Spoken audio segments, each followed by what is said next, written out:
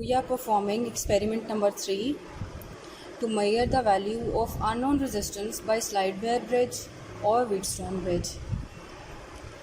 The apparatus that is required is Wheatstone bridge, a galvanometer, jockey, battery, resistance box, one-way key and connecting wires. You don't really need one-way key, or we will do without it, but the other apparatus is required.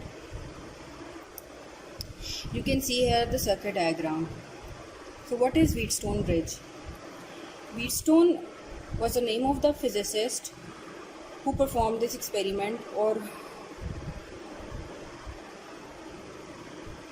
who make it possible to find a value of very small resistance with the help of 4 resistances and some other apparatus.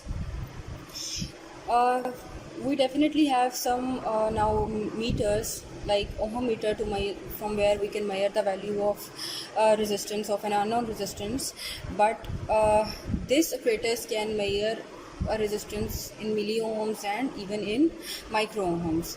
So it makes it very easy for us to find the value of some resistance.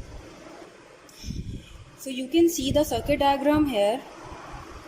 There are 4 resistances, 3 of them are known and 1 is unknown. We can see that there are 3 loops of current in this diagram, in this apparatus. So how we can find the resistance? We will derive a formula of resistances by using Kirchhoff's law. Right? We know that what Kirchhoff's law says that voltage sum of all the voltages in a closed loop is 0. Let's see, V1 plus V2 plus V3 in a closed loop is 0. So that voltage across this, and if we take this loop and the voltage across this, the sum of all these 3 voltages will be equals to 0. So we will derive Kirchhoff's law for each loop, and then we will see how we can calculate the value of resistance for required or unknown resistance. So we will derive the formulas in the next page so that you can also see the circuit diagram. So how does it work? Let's see this loop. This is the positive of the battery that is attached here. We know that a resistance is neither positive nor negative. So, but we will give the values of positive and negative across the resistances so that we will know the entering of the current, or you can say the sign on the current that is moving through these resistances. Here it's positive. So if we take this resistance, the sign here will be positive and the other end will be negative. If we take this resistance, again this positive will have here and negative will be here, and in the same way of the galvanometer. So how we will write the equations? Let's see the voltage drop across this resistance. Current is moving in this direction. We know that here the current is entering from negative and leaving from positive. The point where the current is leaving will tell you the sign on that current. Here it's leaving from the positive side, so you will see here plus I1 R1. That will be the voltage across R1. The current from here, if we see, it's entering from positive and leaving from negative. So the point will be of negative where it's leaving, minus I1 R3. Let's see this. Here current is like this. So current is entering from negative and leaving from positive. So it will be plus I1, and the resistance across the galvanometer will be Rg, the resistance of galvanometer itself. that it offers to current. Now see here, from the galvanometer, through the galvanometer, not only I1 is passing but I2 also passing. There is another thing to remember, that when we are driving, or when we are writing the Kirchhoff's law, we will make sure that the current through this galvanometer will be same. I1 will be equals to I2. I1 should be equals to I2, or your you can say your circuit should be in stable position, where I1 through this bridge, this is the bridge, these are two resistances that are in series, and in parallel with these two resistances, these two resistances are in series with each other also. You can say that it will make it look like this.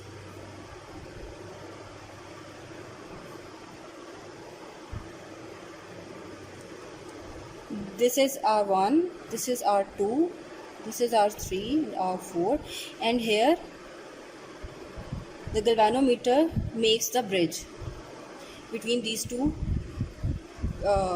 you can say parallel resistances. So that is why we call it a bridge, because here the galvanometer is used as a bridge, and it is used to balance this circuit. How do we balance it? We try to change the resistance. We will use two resistances, fixed resistance, one that will be varying, and that will be unknown, and that will be varying, so that we can see where we can make the current I1 equals to I2. That is the condition for Wheatstone bridge. Remember it, that we need to make it balance, or we make the current through this circuit null, zero, through this galvanometer. How we can make it? We can only make it by making I1 and I2 equal to each other. I1 minus I2 equals to 0.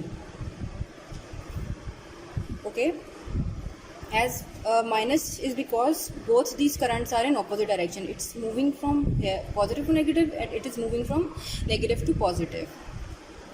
Okay, so where were we? We were on the third galvanometer. Now we can see that there is another current that is moving through this galvanometer, and that is I2, and that is entering from positive and leaving from negative. So in this loop, this current will also count. It is leaving from negative, so it will be minus I2 Rg.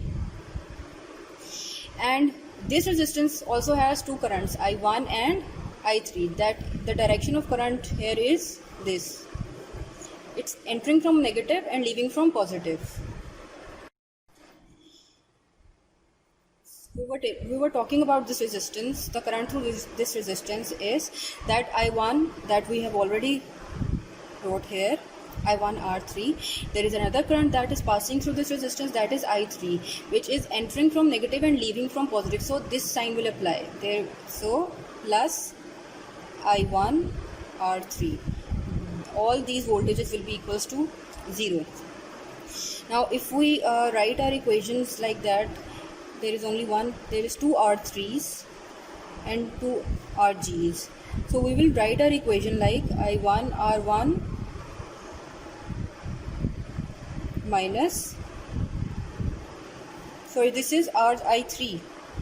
This current is the currents through these circuits is I1 and I3. I should write I3 here through R3. So R3, if we take R3 common, then I1 minus plus minus I3. Now let's take these two, plus Rg I1 minus I2. That will be your first equation. Let's make the second one in this loop. Let's assign the values of sign here. Minus, so here it will be minus and it will be plus. Same values here for galvanometer, and minus and plus. How you can know that what sign holds where? You can see from the battery. Negative will also give you you will also attach a negative at the other end. You cannot make it minus and plus. The end that is attached with this terminal will give you the same sign as this one. So like here it's negative, this point is negative, so it will also be negative, and the other end is positive, and this connected point will also be negative. So now we will write the directions. We will give it the direction. The current is having this direction, it's this direction and downward direction. So you can tell now that what kind of current is moving through it. If we take R2, so it's entering from negative and leaving from positive, so it will be I2 R2. If we take the dynamometer, then here will be it's entering from positive and leaving from negative, so it will be minus I2 RG. There is another current that is moving in the opposite direction, that will be it's leaving from positive, so it will be plus I1 RG.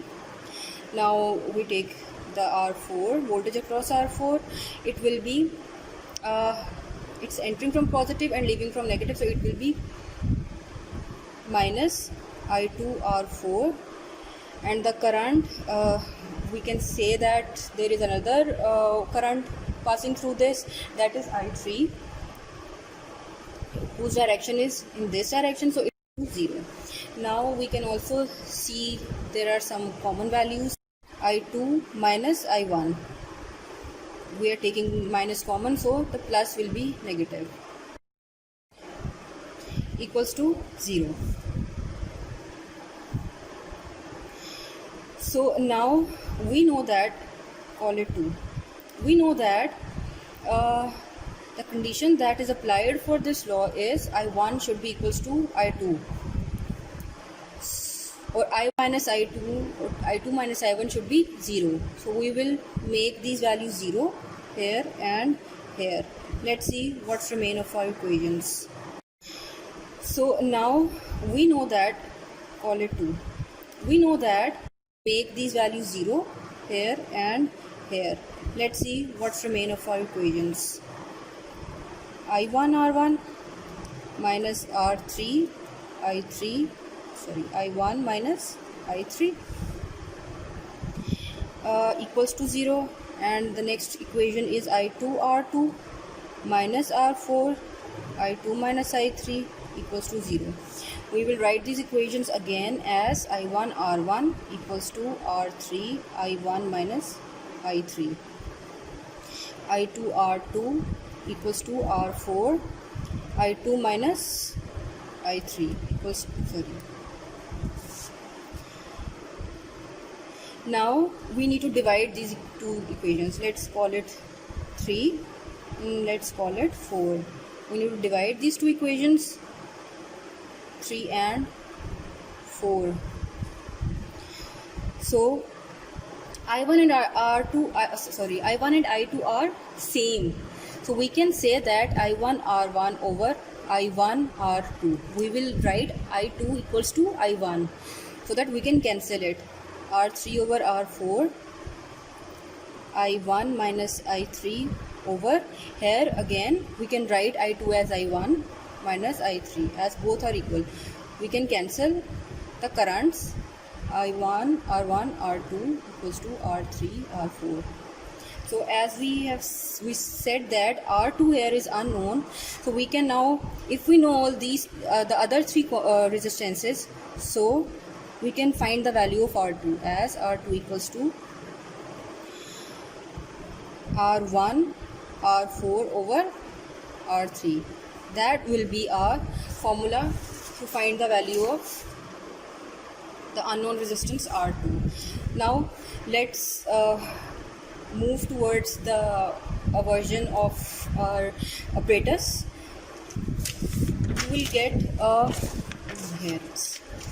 You will get an apparatus like this. I will show it in some time to you also. Here it is a string of Eureka wire. This is Eureka wire. This is the variable resistance and this is the unknown resistance. galvanometer is making a bridge here. You can say it's the same single wire that is of 1 meter long, 1 meter. But due to this divider, the galvanometer here, the point of galvanometer here is acting as a divider, so it will be two lengths now, L1 and L2. First we will find the resistance across L1 and resistance across L2, and then we will be able to find this resistance, this unknown resistance. This is the battery. Okay, it's positive here, it's negative here, it's positive, it's negative, it's positive, it's negative. We just need to know the values of these. For what we need to do, we know that we have to make this I1 equals to I2. Let's see, I will explain it when we move to the apparatus. Let's go to it.